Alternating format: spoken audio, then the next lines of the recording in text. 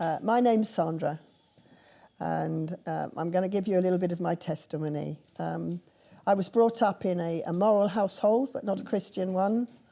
My first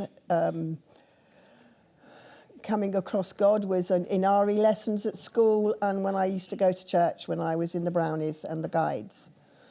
When I was in my teens, I was a Billy Graham convert, but over the years that sort of disappeared into the background as I was growing up and going into my career as a nurse, etc.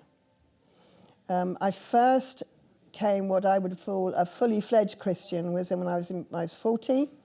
I had 2 young children and my marriage broke up, but I knew afterwards that there was a group of Christian women, one of whom was Wendy Preston, who had been warned by God that I was going to need help, and they'd been praying for me for weeks. And when I eventually told somebody that my marriage had broken up, I was then prayed for and told the tale of what had been said. And so from then onwards, I also learned about the Holy Spirit, which I didn't know at the time. So throughout my children growing up from the age of 7 and 10, I had my village, which was my congregation of the church, helping me bring them up. Unfortunately, though my parents were very supportive, they lived too far away.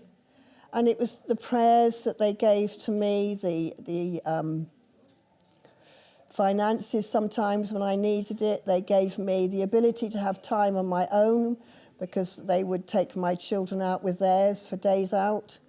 And they also had male role models. As again, their father was too far away. They didn't see him that often. And so they learnt what it was, or certainly my son learnt what it was to be a good father. And my daughter learnt what it was to have a good father. And then they grew up, and then I retired. Time went on, and I wanted to give back. And so I looked around for things I wanted to do, and one of them was to help with the King's Kiddies, which I really enjoy doing. I love watching the children play and seeing them grow up. They come in as babies, and they leave us as little people who are ready for school, very ready for school. But it's nice to be able to talk to the mums, a lot who aren't Christians, and just listen to what they have to say, because in some cases they don't have a lot of adult conversation because they're at home with the children. I also enjoy doing the well.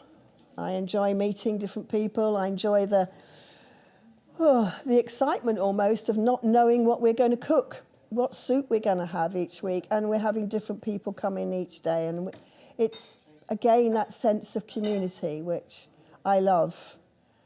And I think that's probably, for me, is the fact that I feel valued in my church community. When you're outside and you retire, people just think of you as an old woman. But here, I know I'm not just an old woman, as God has still got an awful lot of work left for me to do. And I'm certainly not past my sell-by date yet. Thank you. Certainly are not, Sandra. So make up what you will of that.